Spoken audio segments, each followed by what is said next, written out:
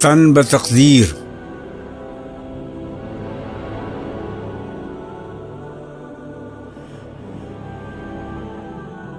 اسی قرآن میں ہے اب ترک جہاں کی تعلیم۔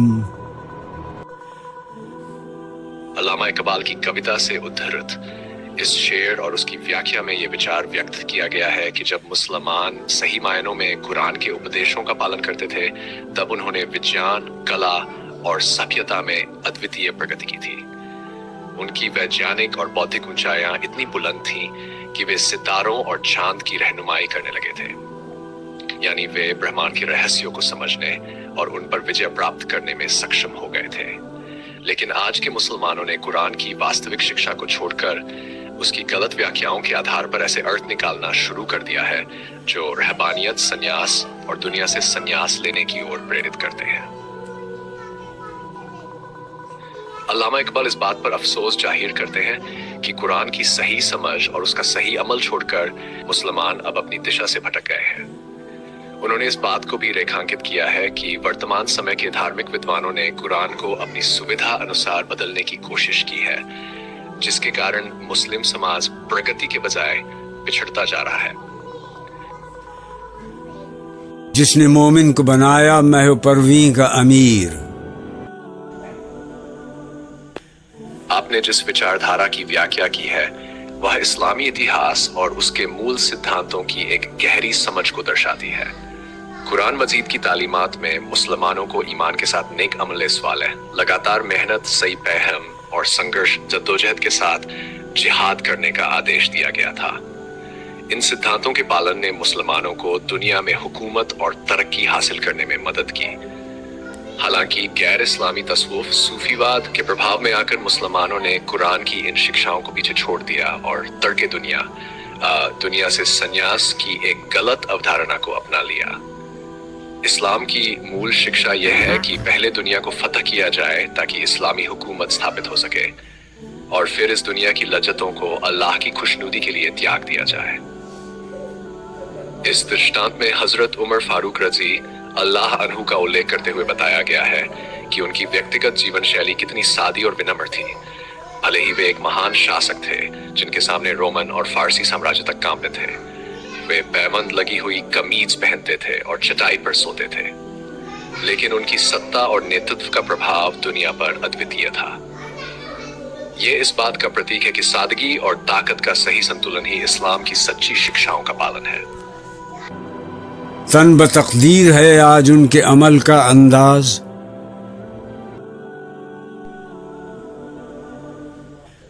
آپ نے جس وچار دھارا کو پرستت کیا ہے وہ اسلامی اتہاس اور قرآن کی شکشاؤں کے ساتھ گہرے سمبند کو درشاتی ہے۔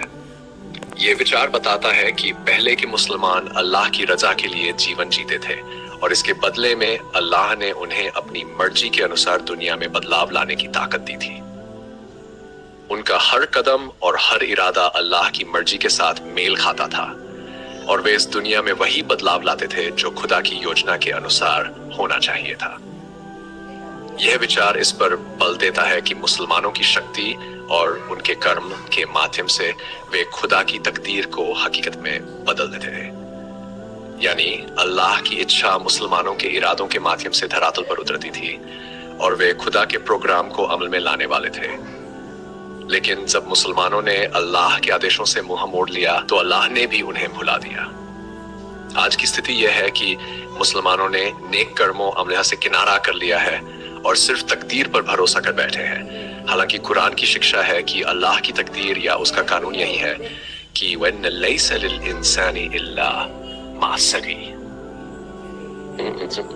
اس آیت کا ارتھ ہے کہ انسان کو وہی ملتا ہے جس کے لیے وہ کوشش کرتا ہے۔ اسلام میں اس بات پر زور دیا گیا ہے کہ کرم اور پریاس ہی وہ راستہ ہے جسے انسان اپنے لیے بہتر بھوشیہ بنا سکتا ہے۔ بنا پریاس کے تقدیر پر بھروسہ کرنا خدا کے قانون کے خلاف ہے، کیونکہ اللہ نے خود ہی انسان کو پریاس کرنے کی طاقت دی ہے اور اسی کے انوسار پھل دینے کا وعدہ کیا ہے۔ تھی نہاں جن کے ارادوں میں خدا کی تقدیر۔ علامہ اقبال نے اس شعر کے مادھیم سے اسلامی وچار دھارا اور مومن، سچے ایمان والے کی طاقت کو خوبصورتی سے پرستت کیا ہے۔ انہوں نے اس شعر میں مرد مومن سچے ایمان والے کی مہانتا اور اس کی طاقت کا ورنن کیا ہے، جس میں کہا گیا ہے کہ عزم اب خلاق تقدیر حق است، روز ہیزا تیرا اب تیر حق است۔ اس کا ارتھ ہے کہ ایک مومن کا ارادہ اللہ کی تقدیر کا سجن کرتا ہوتا ہے اور یدھ کے دن اس کا تیر خدا کا تیر بن جاتا ہے۔ اس وچار کو قرآن کی آیت سے بھی جوڑا گیا ہے، جس میں اللہ تعالیٰ نے یہ اسپشٹ کیا کہ جب مسلمانوں نے یدھ میں کافروں کو ہرایا تو واستو میں انہوں نے نہیں بلکہ اللہ نے انہیں ہرایا تھا۔ سورہ الانفال کی آیت نمبر 7 میں اللہ فرماتا ہے، تم نے انہیں نہیں ہی مارا بلکہ اللہ نے مارا، اور جب تم نے پھینکا تو وہ تم نے نہیں پھینکا تھا بلکہ اللہ نے پھینکا تھا۔ یہ آیت اس بات کا سنکیت ہے کہ جب ایک مومن اللہ کی راہ میں سچے دل سے اور پوری نشٹھا کے ساتھ سنگرش کرتا ہے تو اس کا ہر کام، ہر قدم اور ہر پریاس اللہ کی طاقت اور مرضی کا حصہ بن جاتا ہے۔ اسی سندربھ میں سطرس علامہ اقبال نے اس شعر کے مادھیم سے یہ بتایا کہ ایک سچے مومن کا تیر اور اس کا ارادہ خدا کی طاقت سے سمپن ہوتا ہے۔ یہ شعر یہ بھی درشاتا ہے کہ ایک سچے مسلمان کا جیون اور اس کے کاڑی اللہ کی مرضی کے انوسار ہوتے ہیں، اور جب وہ اللہ کی راہ میں سنگرش کرتا ہے تو اس کا ہر قدم اللہ کے دوارا سمرتھت اور نردیشت ہوتا ہے۔ تھا جو ناخوب بتدریج وہی خوب ہوا، کہ غلامی میں بدل جاتا ہے قوموں کا ضمیر۔ علامہ اقبال کے وچار اس گہری سچائی کو اجاگر کرتے ہیں کہ غلامی کیول شاریرک یا راجنیتک نہیں ہوتی بلکہ یہ مانسک اور نیتک بنوں کا بھی کارن بنتی ہے۔ غلامی کی یہ لعنت اتنی پربل ہوتی ہے کہ یہ پورے سماج کے ضمیر آتما کو بدل دیتی ہے۔ اس کا پرینام یہ ہوتا ہے کہ ایک قوم یا سمودائے کا نیتک ماپدنڈ، معیار خیر و شر پوری طرح سے پریورتت ہو جاتا ہے۔